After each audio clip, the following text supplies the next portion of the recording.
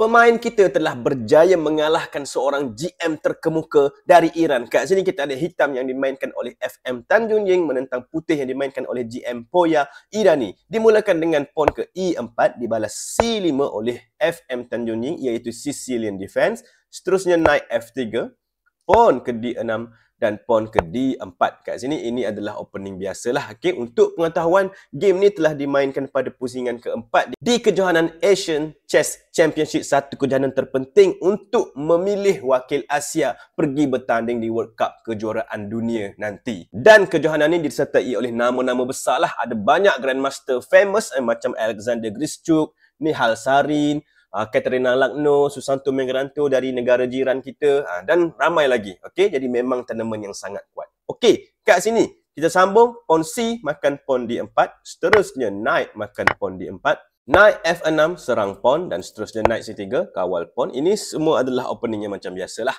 Okey, knight C6 kat sini kita ada bishop ke G5, pawn ke E6, queen D2, A6 dan seterusnya, putih castling 0-0-0 castling panjang. Okey, ini macam saya cakap tadi, opening yang standard. Bishop D7 kat sini, kita ada king ke B1 dan seterusnya pertukaran knight, knight makan knight D4, queen makan knight D4 dan seterusnya bishop ke E7. F3 kat sini, queen C7, H4 dan B5. Kalau korang tengok kat sini, biasalah dalam opening macam ni, apabila dua-dua pemain akan membuat castling di berlawanan arah, jadi maka akan adalah serangan berlawanan arah dan mungkin akan menjadi benda yang menarik. Okey, kita sambung kat sini.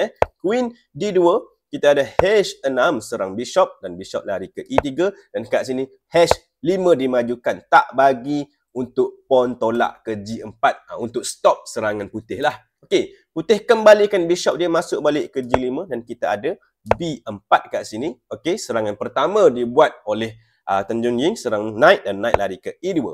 A5, C4 dan seterusnya E5 kat sini. Knight ke G3 dengan idea untuk masuk ke F5. Jadi kat sini G6 dimainkan untuk tutup, tak bagi peluang knight masuk. Bishop E2, bishop E6 kat sini cuba untuk buat serangan ke atas pawn C4. Cuma ini sebenarnya merupakan satu kesalahan yang telah dimainkan oleh FM Tanjung Ying. Sebab apa? Sebab serangan ni bukan serangan pun dan ini membenarkan GM Poya Irani untuk mainkan pawn ke F4, satu gerakan yang bagus untuk cuba tolak ke F5 dan hancurkan kubu hitam secepat mungkin. Tak bagi hitam tak sempat castling pun kat sini. Dan selepas gerakan F4 ni dibuat, semestinya pawn ni tak boleh dimakan pun lah sebenarnya. Sebab kalau bishop makan, memang Belanda lah, rook akan pergi ke C1. Kita dapat tengok ada pin kat situ dan bishop akan mati. Jadi kat sini Tanjung Ying kata bahaya ni, ada serangan yang nak datang. Jadi dia cuba castling 0-0, castling panjang juga kat sini. Cuma bezanya ialah hitam sedikit tak okey sebab dia punya kubu dah sedikit pecah kat sini.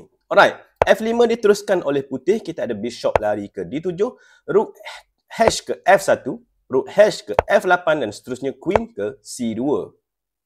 Bishop ke C6, rook ke F3, rook D ke E8 dan rook D ke F1.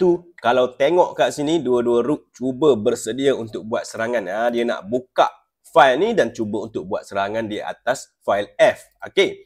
Knight ke G4 kat sini, buka serangan ke atas bishop dan kita ada tolakan pawn ke F6. Sebenarnya ini merupakan satu gerakan yang kurang bagus. Yang lagi bagus ialah untuk pawn F makan je pawn G6. Sebab apa? Sebab selepas makan, macam saya cakap tadi, ada serangan yang telah pun berlaku. Cuma bukan makan rook, tidak. Rook akan masuk pergi ke F7 dan kita dapat tengok kawasan hitam dah sedikit lemas kat sini. Jadi bila tolakan F6 dibuat, ini kurang bagus. Sebab apa? Sebab kat sini Tanjung Ying mainkan bishop lari ke D8 dan kita dapat tengok rook tak ada ruang, bishop tak ada ruang. Jadi ini sedikit tak bebas, tak aktif. Okey, rook ke D3 kat sini, dia kata rook dah tak bagus kat situ, jadi dia alih pergi sana.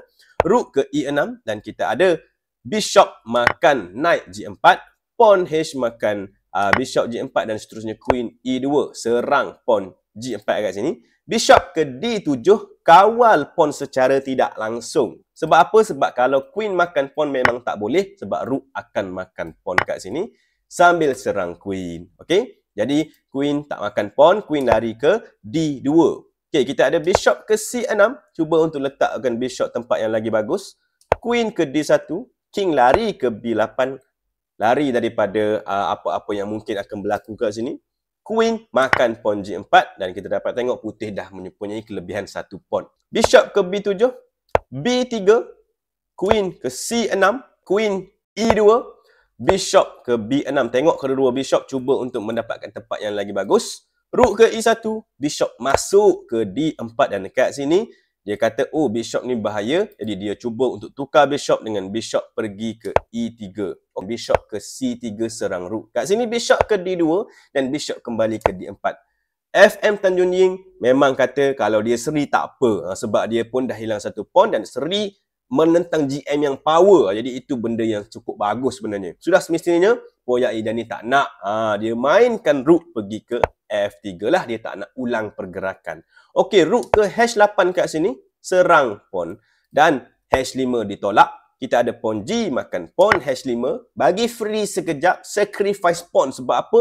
Sebab dia nak gerakkan knight masuk ke F5. Ini level GM. Pawn-pawn ni tak ada masalah sangat.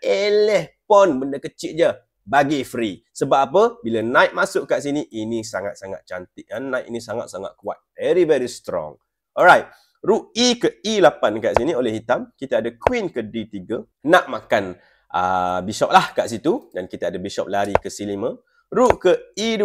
Rook ke D8. Rook ke G3. Queen ke D7. Queen F3 kat sini. Rook D ke G8. Rook masuk ke G7. Okey. Ambil 7 rank. Queen ke E6. Knight H6 serang rook. Rook lari ke F8 dan seterusnya rook ke E1. Bishop ke D4. Rook H1 kat sini. Serang pawn. Dan kita ada bishop ke C3. Okey, cuba untuk tukar bishop. Sudah semestinya bishop makan bishop. Tak bagus sebab pawn tak akan makan bishop ni. Dia akan rook makan knight kat sini dan semuanya akan hilanglah selepas itu. Okey. Jadi sebab itu selepas bishop ke C3, bishop G5 dimainkan dan kita ada A4 kat sini. Hitam cuba untuk buat serangan. Okey. Rook makan pawn H5 nampak macam tak ada apa-apa, tapi ini sebenarnya merupakan satu blunder yang sangat besar. Sebab ini membenarkan hitam untuk mainkan pawn A makan pawn B3, pawn A makan pawn B3 dan kat sini saya nak korang cuba pause video ni kat sini dan cari apakah gerakan terbaik yang hitam ingin lakukan kat sini. Silakan. Untuk pengetahuan korang dalam Asian Chess Championship ni, Malaysia telah hantar 2 wakil lah. Yang pertama kita ada FM Tanjung Ying yang perform sangat-sangat bagus setakat ni. Boleh tengok result kat sini sangat-sangat cantik.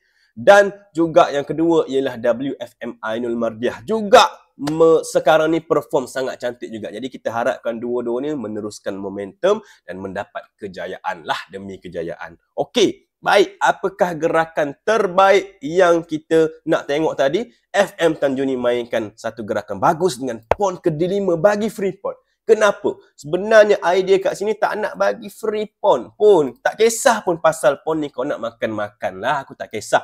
Dia tolak ni sebab apa? Nak buka ruang supaya queen boleh pergi ke sini dan masuk buat serangan, buat checkmate ke arah king putih. Itu tujuan dia. Nampak pemikiran master macam tu. Okey? Jadi kat sini putih sebenarnya tak boleh nak buat apa. Dia terima pawn tu. Pawn E makan pawn D5 dan kita ada queen pergi ke A6. Dan kat sini putih ada masalah besar.